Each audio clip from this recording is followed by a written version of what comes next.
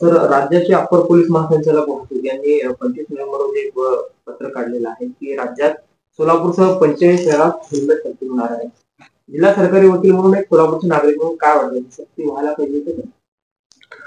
Helmet सक्ती ही अतिशय आवश्यक आहे, कारण कायद्यामध्येच तशी तरतूद आहे. मोटार वाहन अधिनियम कलम 128 आणि 129 मध्ये जो कोणी दुचाकीस्वार असेल आणि त्याच्या पाठीमागे बसणारा व्यक्ती असेल यांनी हेल्मेट परिधान करायला पाहिजेच असं कायद्यात तरतूद असल्यामुळं त्या कायद्याची अंमलबजावणी करणं हे पोलिसांचं कर्तव्य आहे आणि कायद्याचं पालन करणं या देशातील नागरिकांचं कर्तव्य आहे.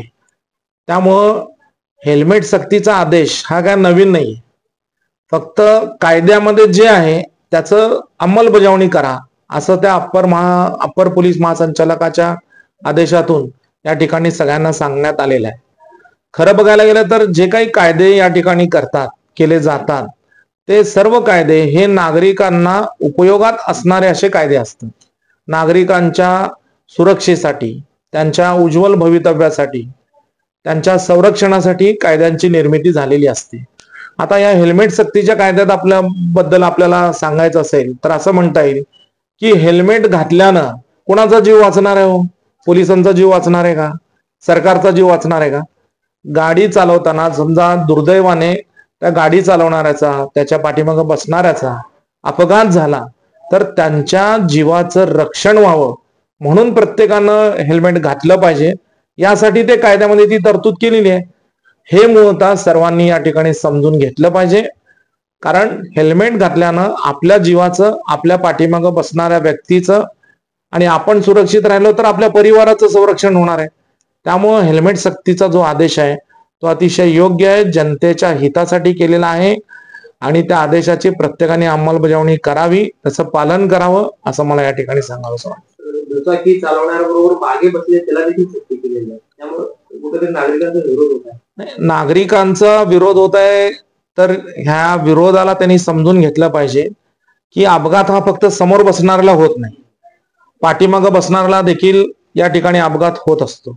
जसं माझे एक जवळचे मित्र आहेत, त्या बसवेश्वर चौकामध्ये, समाचार चौकामध्ये ते टू व्हीलरवर त्यांच्या पत्नीला घेऊन जात होते आणि खड्ड्यामधून गाडी गेली आणि त्याची पत्नी त्या ठिकाणी खाली पडली आणि खाली पडल्यानंतर त्या पत्नीच्या शरीरावरून या ठिकाणी वाहन गेला आणि तिचा जागेवर मृत्यू झाला. जर त्या ठिकाणी तिच्या डोक्यावर हेल्मेट असलं असतं तर कदाचित तिचा जीव वाचला असता.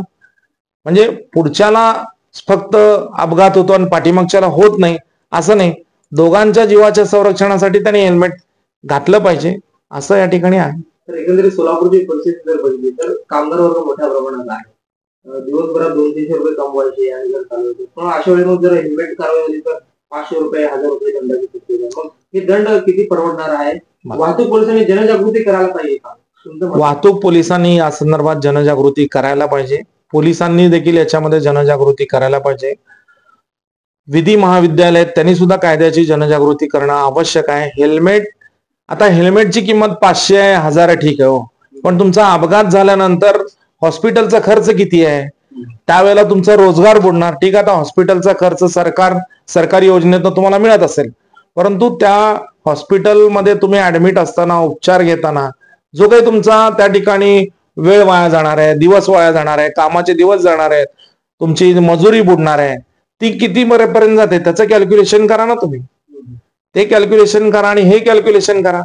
मग 500 रुपयाचा, 1000 रुपयाचा हेल्मेट परवडतो का या ठिकाणी हॉस्पिटलमध्ये ऍडमिट होऊन 2-2, 3-3 महिने उपचार घेणं आणि ते 2-2, 3-3 महिन्याचा पगार या ठिकाणी बुडवणं परवडतं? आज तुमचा साधा हात पाय फ्रॅक्चर झाला तर 1,00,000-2 लाख रुपये खर्च त्या ठिकाणी येतो, तुम्हाला 3-3 महिने प्लास्टर ठेवावं लागतं. याचा विचार या ठिकाणी नागरिकांनी केला पाहिजे. आपल्या जीवाच्या संरक्षणासाठी 1000 रुपयाचं हेल्मेट जर आपण घेत असू आणि आपण जर सुरक्षित राहिलो, आपण जिवंत राहिलो तर आपला परिवार या ठिकाणी सुरक्षित राहतो, जिवंत राहतो.